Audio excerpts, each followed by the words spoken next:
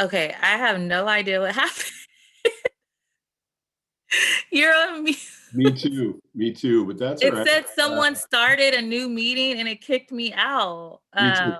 Me too. It Okay. kicked me straight out too. Someone else started a new meeting. Started this meeting from a new account is what I said. Yeah. Okay. Okay. So do we have? We just wait for the people. Yeah, I mean, we have 17 right now. If you I don't want me see to. anybody but you and me. Oh, okay. It's because I have to make you a. Let's go back. Um, Because more.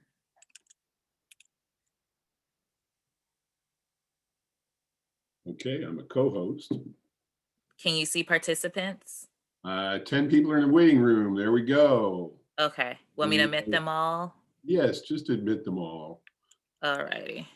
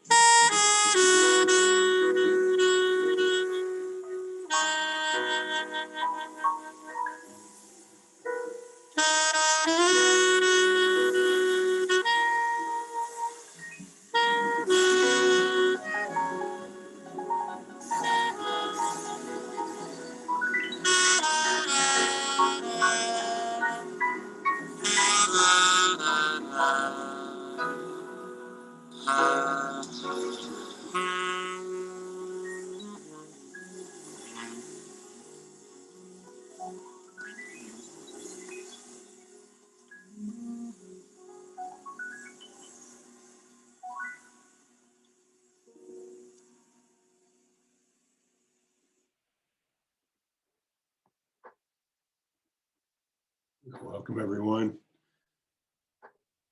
Nobody says welcome like Coltrane. Thanks for coming back. I got kicked out of my own meeting. Welcome to Zoom land. This is what we live in right now. If that felt familiar to you, that little experience this morning, why don't you just reach into the reactions and give me a thumbs up. Yeah, thank you guys. I see there's Cerise and Jason, Carolyn. Yeah, right. This is our world. Welcome. Welcome. Well, I appreciate you being here today. I'm going to try not to waste your time. I know what you paid for this show, so I'll try to make it worth at least that much. Right? And let me start then. Title and all stuff. First off, I'm giving this, anything you see today is yours by a Creative Commons license right there. So you can feel free to take snapshots, screenshots, use it as you see fit. You can modify it. The condition is that attribution means you let people know where it came from, and there's a reference right there, and that you make your modifications available to anyone else under the same license. And let's start with a couple of acknowledgements. Wherever you are, you're on land. We're not all on the same land, and even the servers that bring us all together here are on land. And the land where I am seated is unceded Ohlone land, Ramaytush Ohlone. It's good to just remember that. As a measure of, it's hard to find out just exactly what the history of the land is that wherever we go and find out who once lived here and stewarded this land. And that, I think, is just another measure, another indication of the complete cultural erasure that's undergone. And we here today continue to benefit from that long ago usurpation. Second, I'm here to talk about racial equity, and I'm a white man. It can appear or seem as though this session would be recentering a voice that needs to be decentered in this discussion. Just want to acknowledge that. And a little disclaimer, I'm no expert. I am a practitioner, like many of you.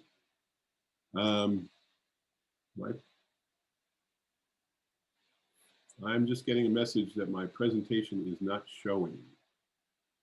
We're only seeing my desktop. You don't want my desktop. You want to see, welcome to Zoom land. You want to see my presentation. And I'm going to share my screen. All right. How about that? You see INE? Excellent. Let's move on. INE, I'm no expert. I'm a practitioner like many of you, and I've just been working in my career in the education field, trying to be thoughtful and equitable over a long period of time, and that's what I bring. I don't know my way around this space. As you can see right there, I didn't know that you were looking at my desktop. So this is my meme. I took high school Spanish. Attribution and Creative Commons license again. Thank you, Benjamin. Okay, I'm trying to keep one eye on the chat here. There's the attribution. And you can take a screenshot of that one if you want. Okay. Yeah. Let me pay a little more attention to the chat. And then my meme that I show to students is Donde está la biblioteca, because I took Spanish in high school and then I went to Mexico City, and a gringo in Mexico City with Spanish speaking skills about Donde está la biblioteca, you're not going to get very far. And this is how I feel. That feeling from that experience as a teenager is how I feel navigating the virtual environment. So when things go wrong, I just say, ¿Dónde está la biblioteca? I'm trying to learn this language, and that's about my level of fluency. I think I've demonstrated that pretty well today. Let's start with Einstein. I don't believe in reading to literate people, so y'all can pick that up there. We're talking about, the problem we're talking about is racial equity, and it cannot be solved from the level of racial consciousness that created it. So we need to level up our racial consciousness. I'd introduce myself in a longer session.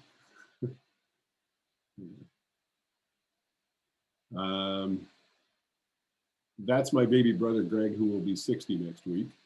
And two things I'll tell you about that kid. He loved numbers, and his favorite country was Kenya.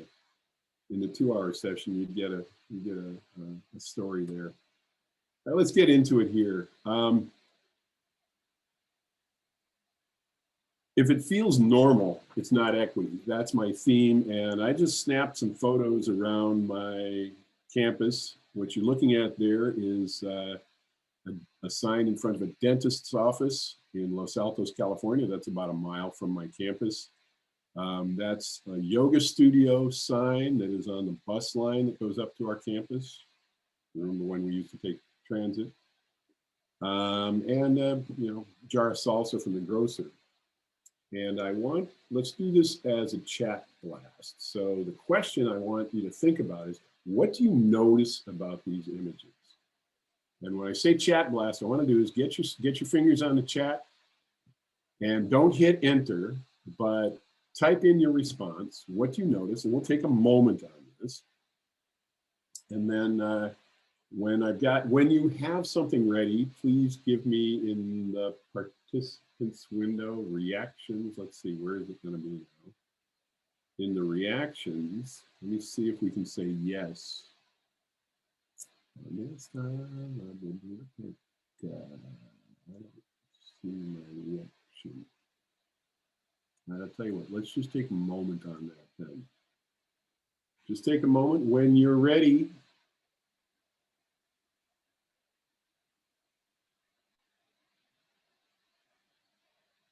Thank you, Kanadi. Just drop it right on there. Carolyn, yeah. I see Massive, I see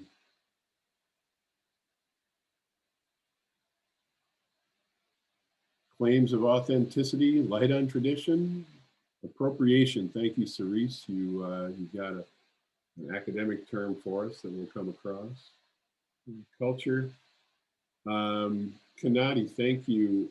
Strip it of the culture at the same time. Thank you. Yeah, those are the things I notice. I mean, I notice braces on a totem. I notice light on tradition. Carolyn, thank you. I notice salsa authentica. Oh, look, it's made with fresh chili peppers. Well, of course it is, because it's authentic. Yeah, multicultural images. Yeah, I would say I wouldn't use these in my classroom as indicators. What I would like you to now think about and drop also into the chat is, what beliefs must be held. This is normal stuff, right? That's just in the environment around my college. What beliefs must be held for those things to be normal? And I would like you to be descriptive and reserve judgment, so don't be judging here. I'm asking you to be kind, please. What beliefs? So here are the images. I'm a dentist, and I use some indigenous a totem and I put braces on it. So what do you notice? What beliefs must be held? Thank you, Cerise.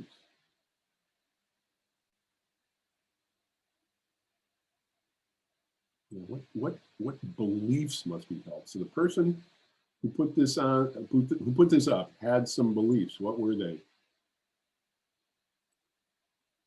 Crucial to honor. Thank you, Brianna. What beliefs must be held? for this to be normal. That's right. Thank you, Benjamin. Sean, not important. Colonization.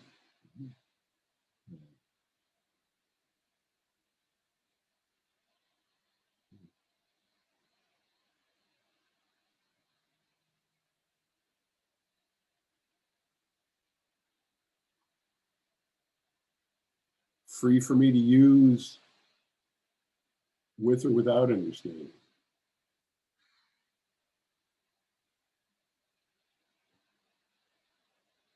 What beliefs happen?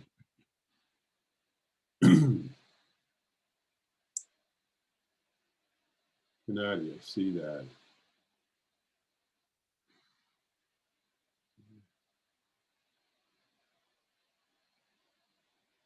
Thank you, Tamina. It's okay to use these symbols. I see that. There's no deeper cultural meaning or significance. And there is a user's culture is superior in some way. There's all that there. Thank you. I asked you to be kind, reserving judgment, because I'd just like to know if anyone can read that.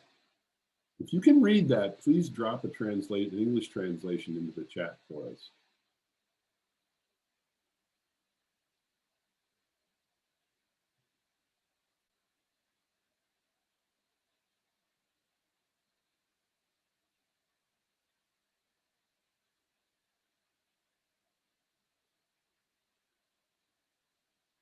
Yeah, maybe, right?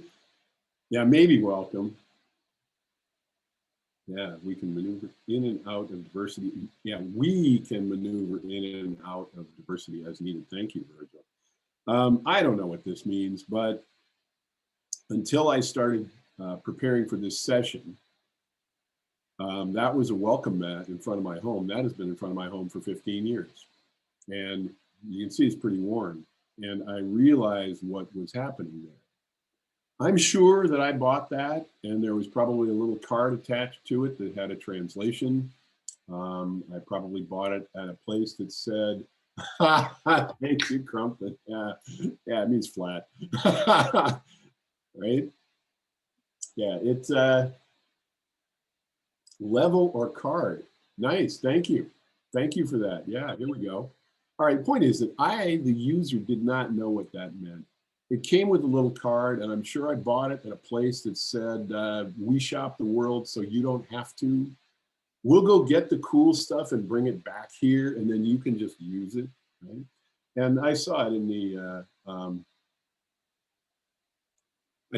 chat. What you named was cultural appropriation, and that's what we're talking about here. The dominant culture taking and using for its own purposes. And you saw those were signs around my campus. It's perfectly normal. I'm going to drop one academic reference on you. This book was given to me by people in the room a couple of years ago, and it's a sociologist who looked at two white groups, one on opposite ends of the political spectrum, one white nationalist, one white anti-racist, and examined how they developed their own white identity.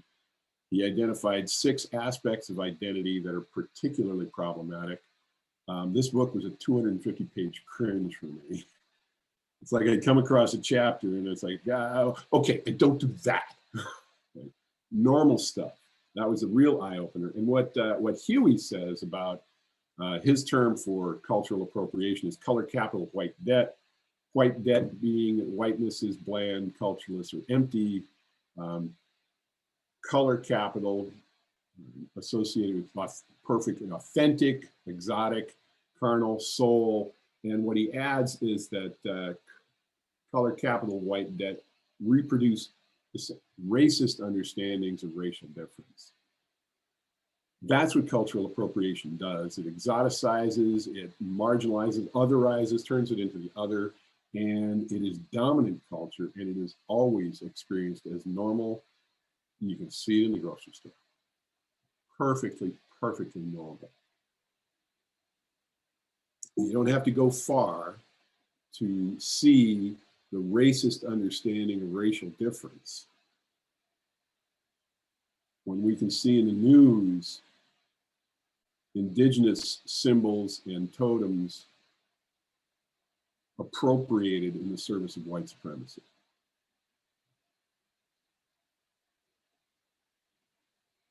So what are we talking about? We got a problem. What's the problem? The problem is racial equity, and you're going to get 2 slides of data. This is Foothills student success data, percent of students who pass the course, split out by race, and guess what? There's a predictable racial difference. It's been the same for years. It's the same at your school. It's the same whatever metric you look at. It doesn't matter. And my point here is that it's worse online. We've got evidence that students succeed more in face-to-face than they do in an online environment. And here we are, completely online.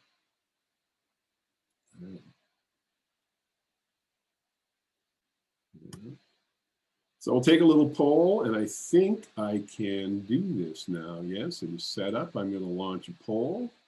The virtual learning environment is an equity.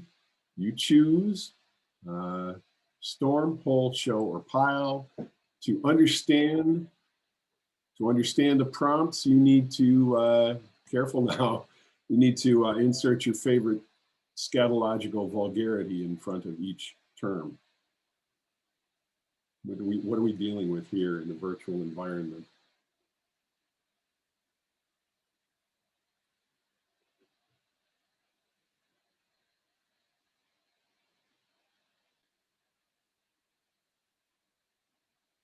Mm-hmm. 16, got about half the people there. 20.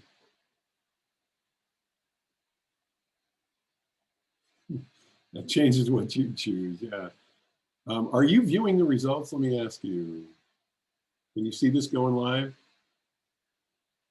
No, okay, you don't see the results yet. I think I might have to. We got about 23 responses.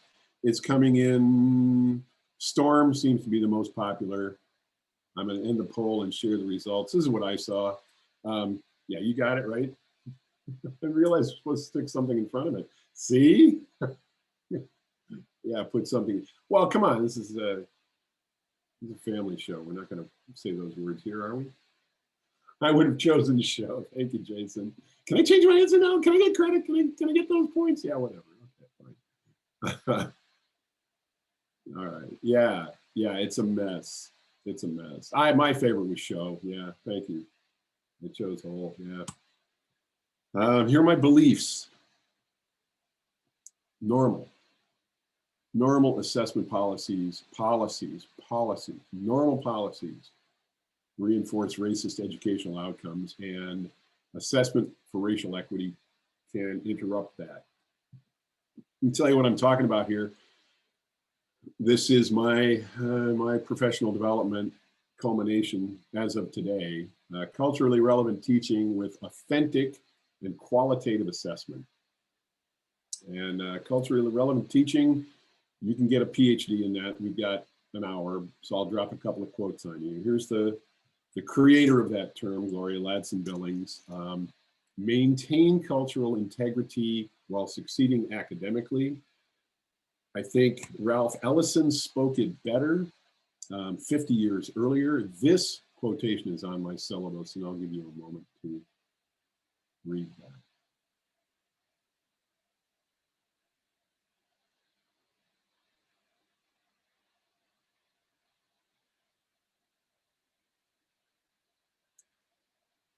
I don't need people to sing my praises, but I need to earn my students' trust enough so that they will drop their defenses and hostility. And I do that by finding ways to affirm their lived experience, cling to that which is real to them, and all I'll do is layer on some vocabulary and techniques and procedures and academic stuff for them to have tools to think about and process and name and discuss their own lived experience. Culturally relevant teaching I believe, I'm a math teacher, I believe that my students have all the math they need already within them. It is my job to go find it and connect it to my curriculum because I know it's there. Zaretta Hammond, terrific book.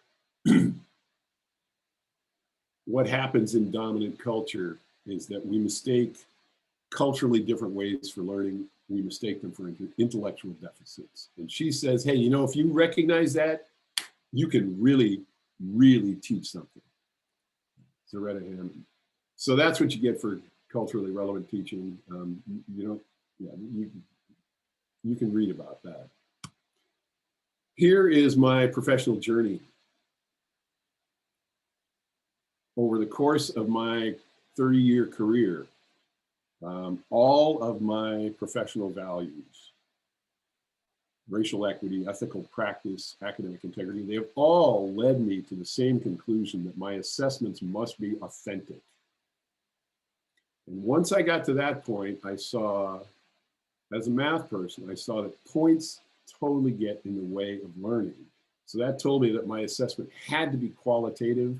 And once I got to qualitative, authentic assessment, that drives, I use anthrogogy, not pedagogy, because I teach people, not children.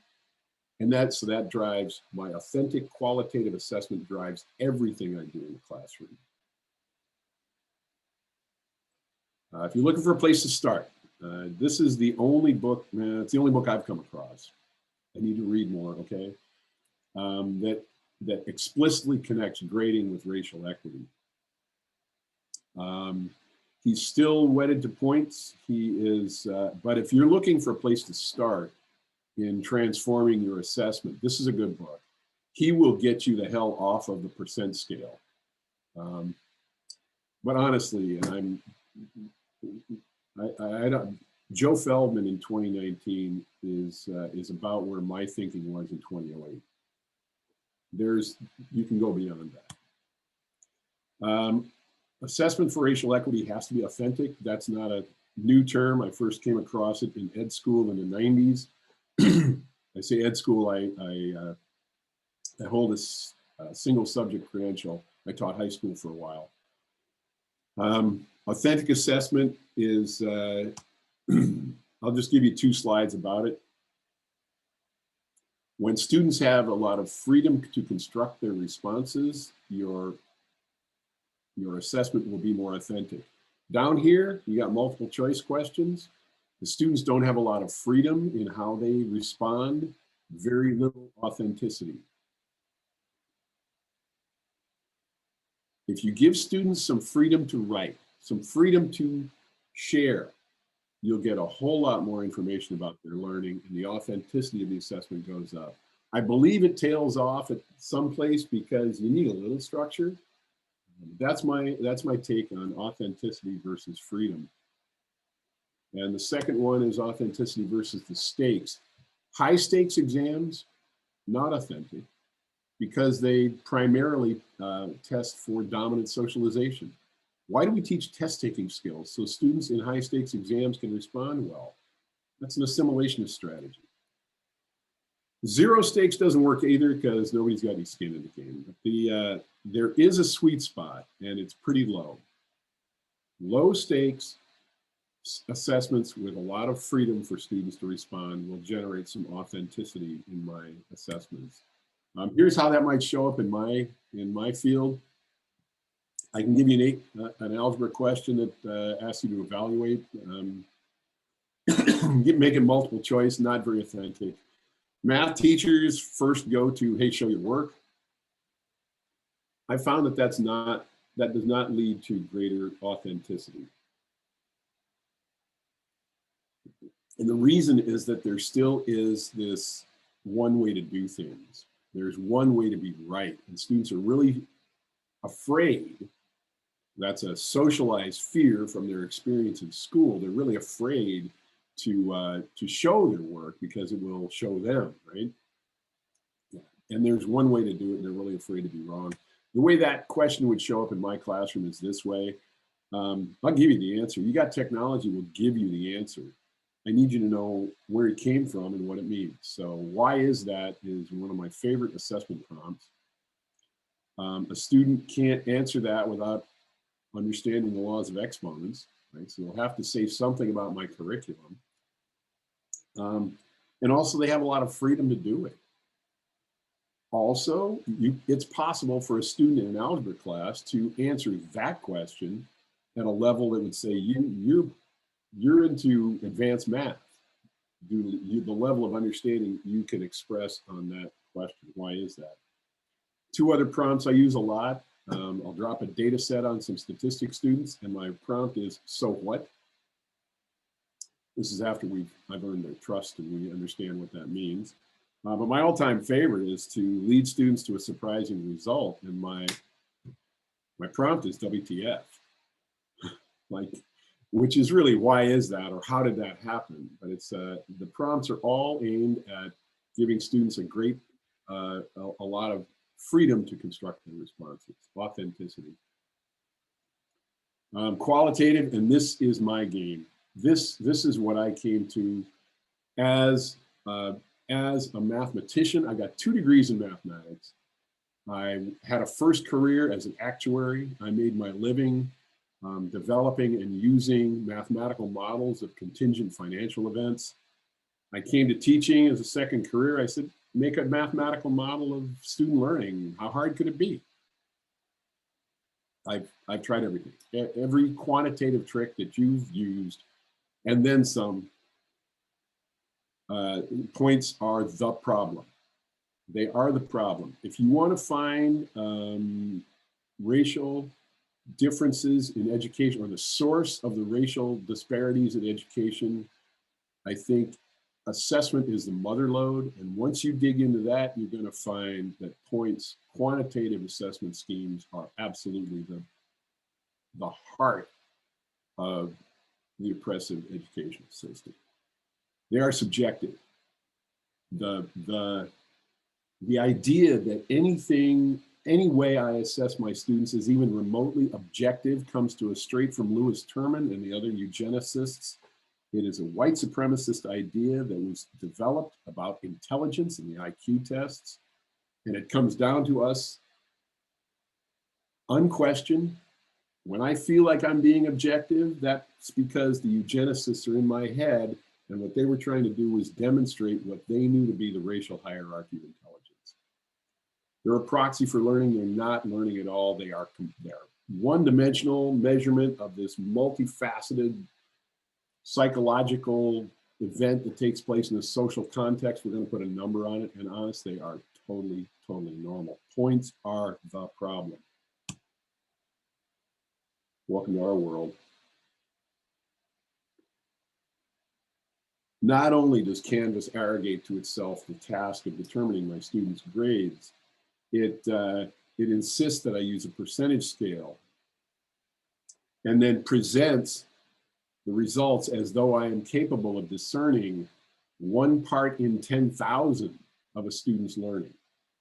4 significant digits on the grades that are reported to students. I would like to call your attention to 2 of them.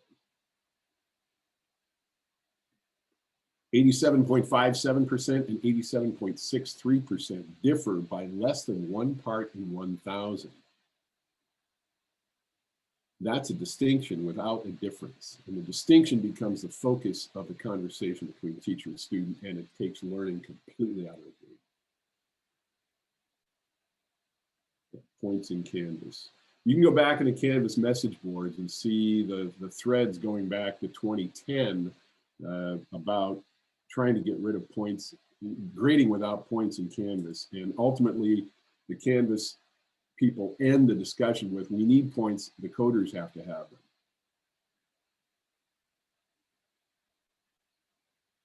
I'm dropping a whole lot of stuff on you here today, y'all. I see about 24 minutes left in our session. I'll give you a couple of examples of what I do, and then we'll talk.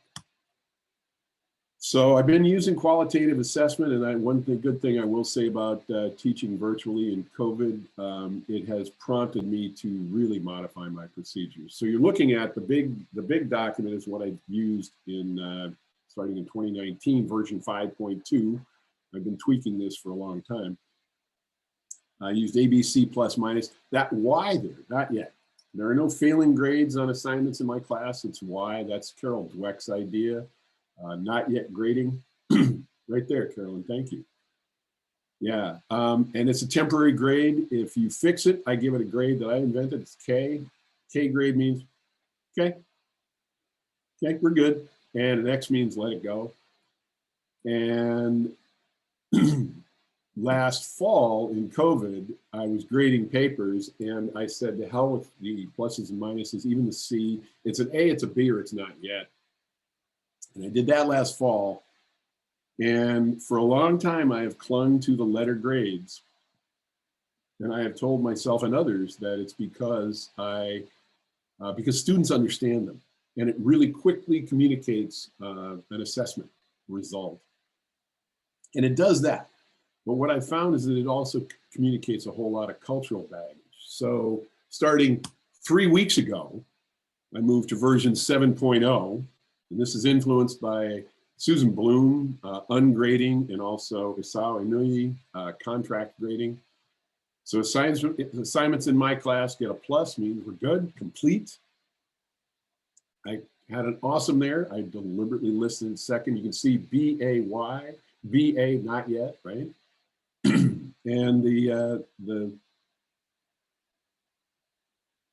And all you need to do is complete the tasks. So this is the ungrading part of my assessment.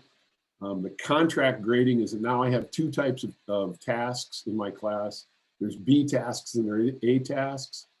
If you want to get a B, you do all the B tasks. If you want to get an A, you do the B tasks and the A tasks. Complete is fine. You don't need awesome on all of those. And this has been in place for 3 weeks now. The way it looks in Canvas is I use the discussions board. I can't use the grade book because it needs points and it gives that stupid 4 decimal place distraction. So students see this, they see, go get this document and then hit reply here. What I see is in the discussions, each discussion group has 1 student in it. So that's like the student handing a paper to me. I'll put my comments on it and send it back to them only, and that's a private channel.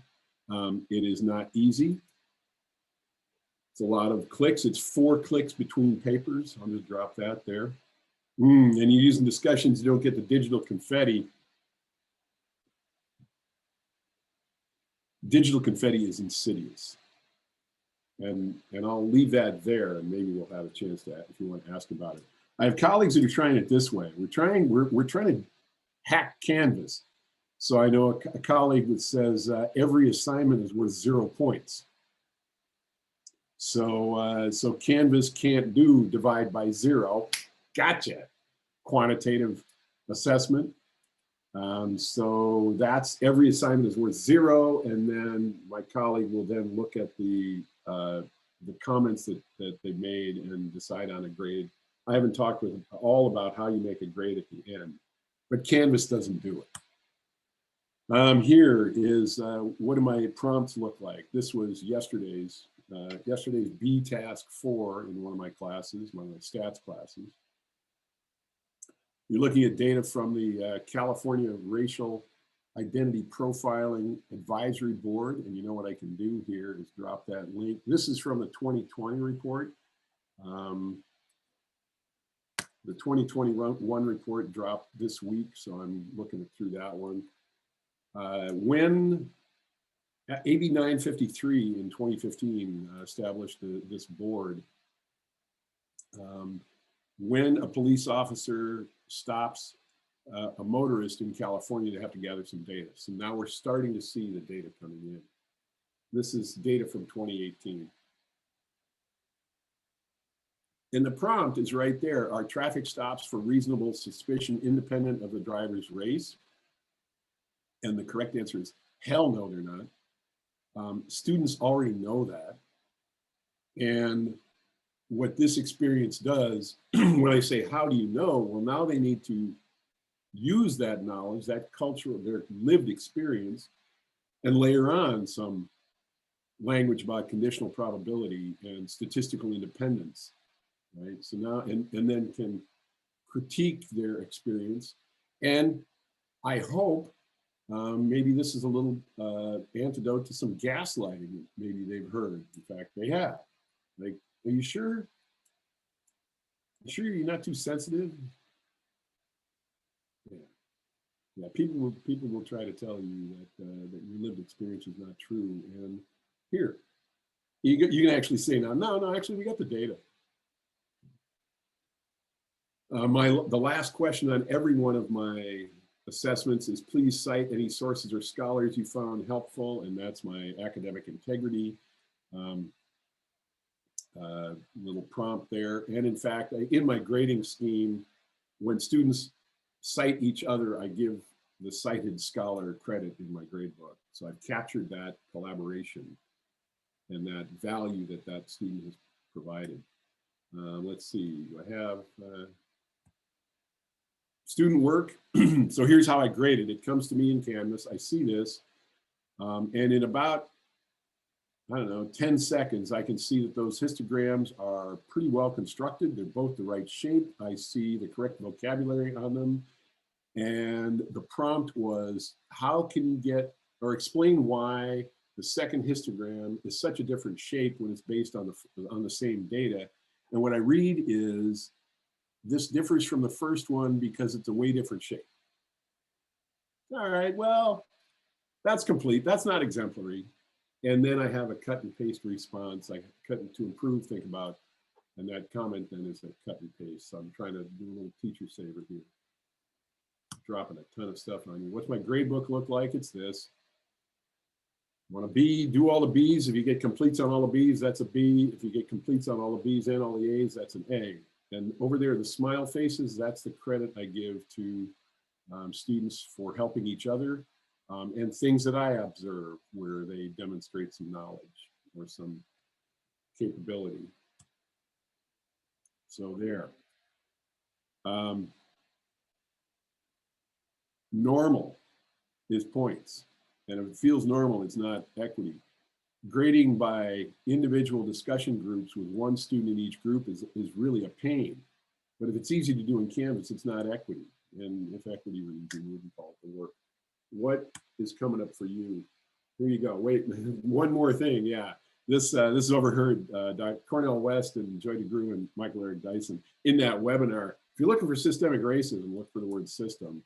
And then I go to the Canvas site and I see CY, the biggest educational system in the world, select the Canvas as the best option for students and the educational system as a whole. Yeah, there's Canvas for you. And let's take something in the chat. What's coming up for you? How do you assess for equity? What obstacles do you hit? What tools do you need? And I'll stop the share so we can see some faces here. How you doing? Drop it in the chat. Rachel, is that a hand up there? No? Tell me what you love, Carolyn.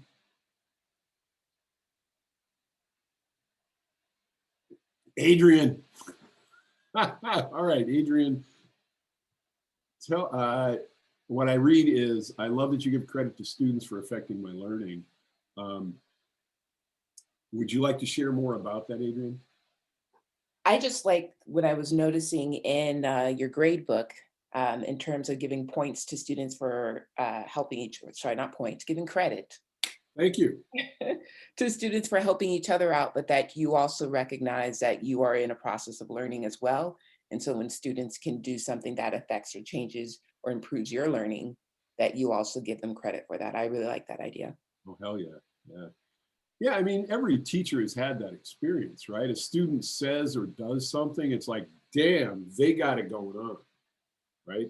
And it didn't show up on one of my tests or assessments, but it's certainly evidence of learning. I want to capture that. Thank you, Amy. Yeah. What else coming up for you?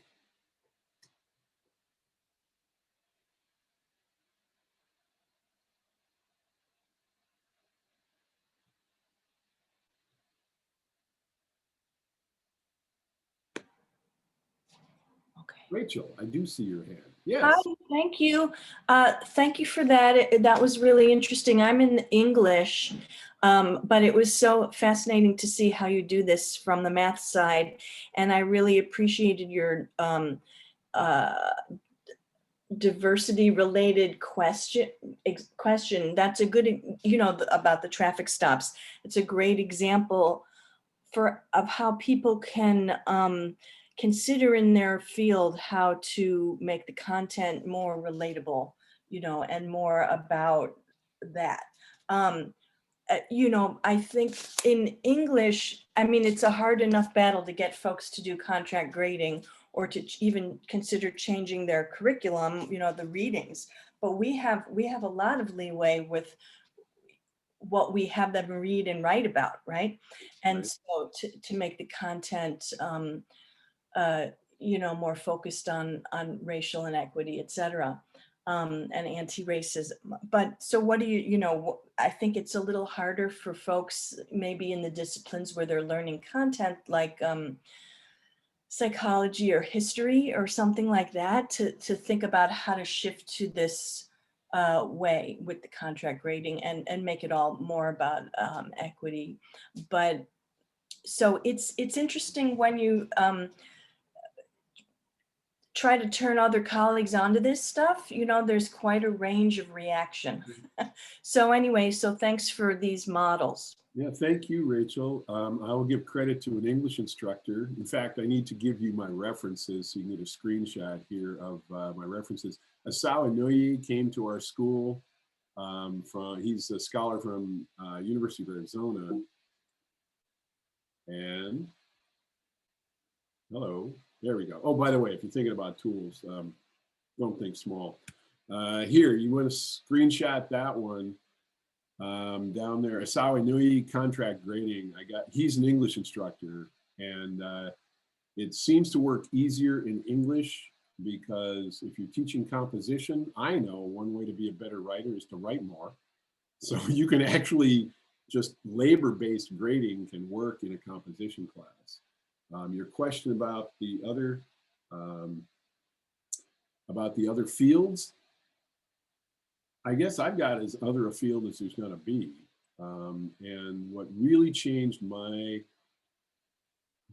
practice was when I came to the belief, and that's really a change in my own beliefs about my students.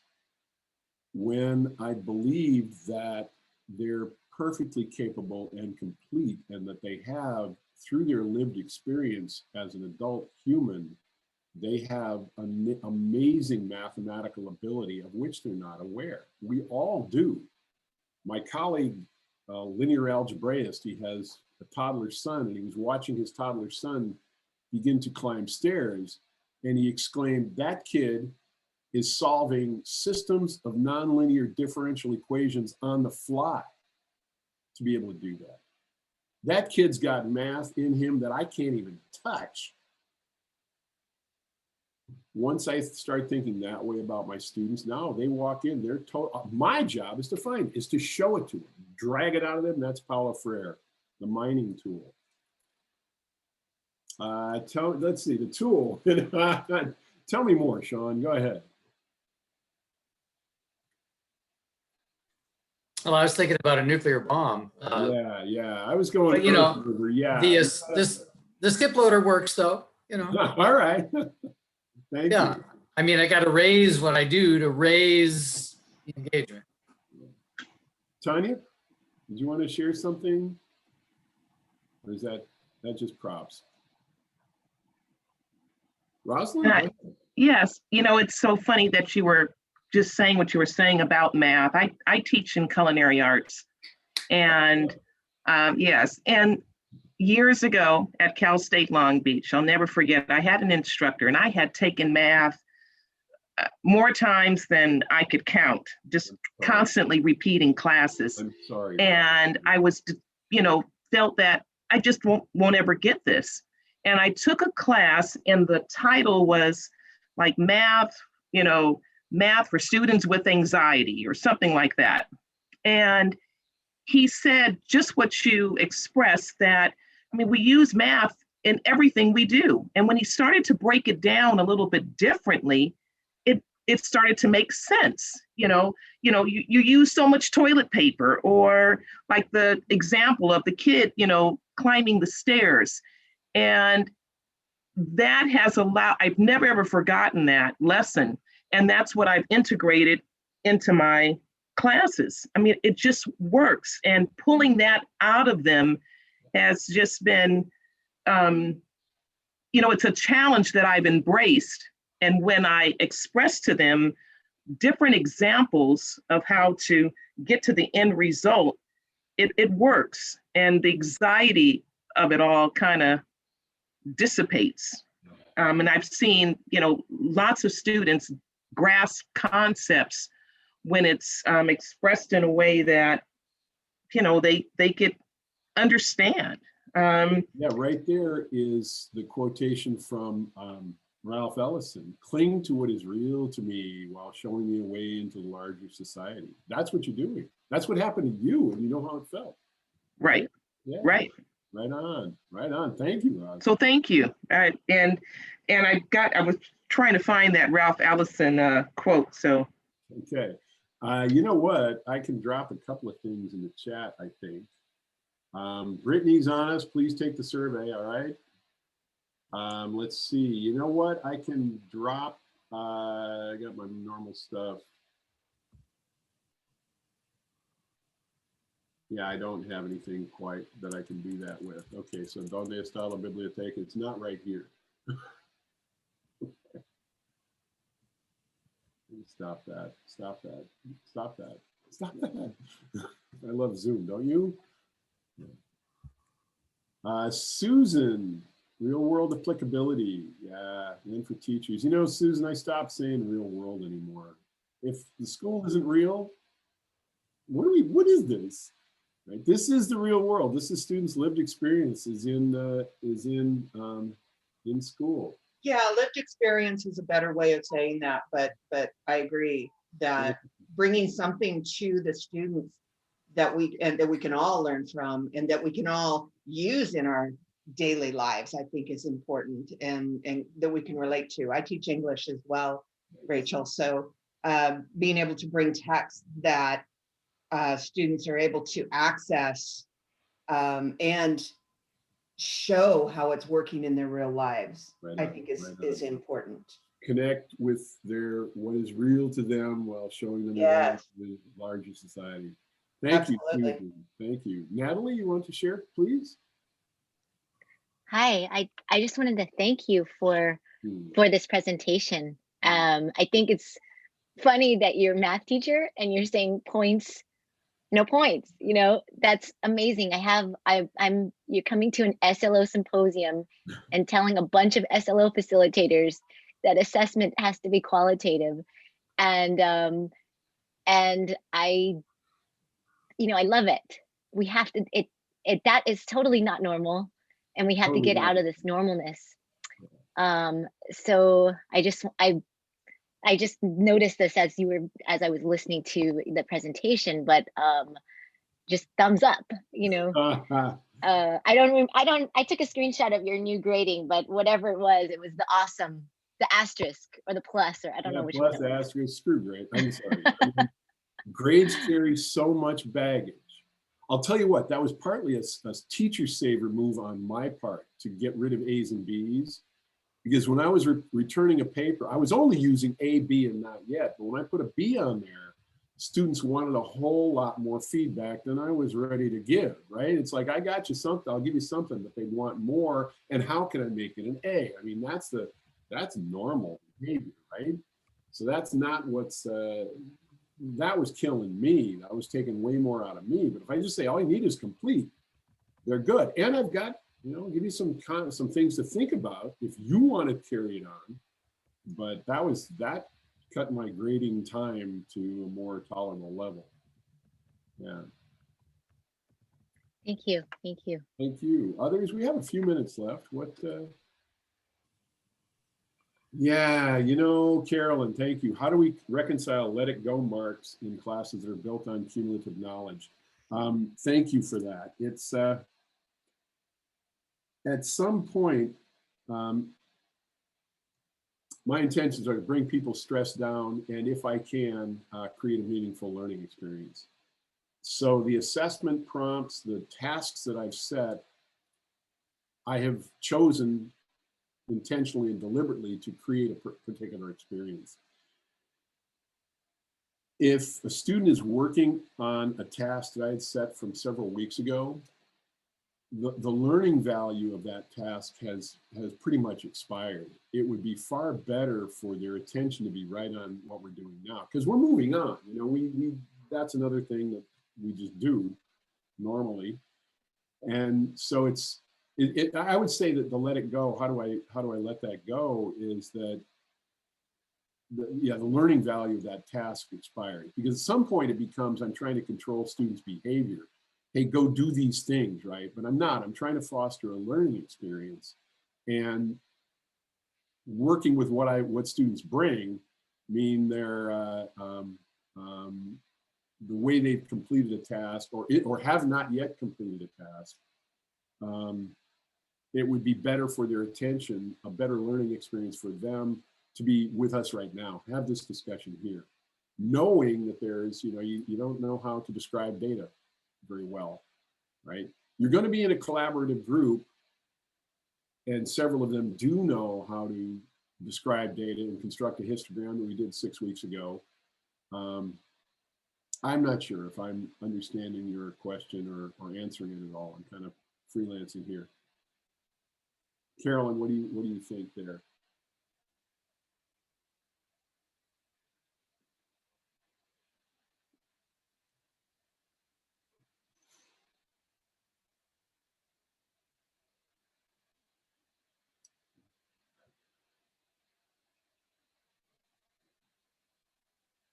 I'm pretty sure I did a very poor job of responding to your question, Carolyn.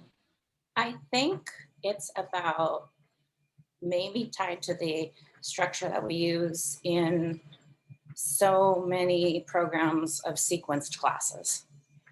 And so what is, I mean, the chips are going to fall down the line or fall up the line. And then we have to ask the question,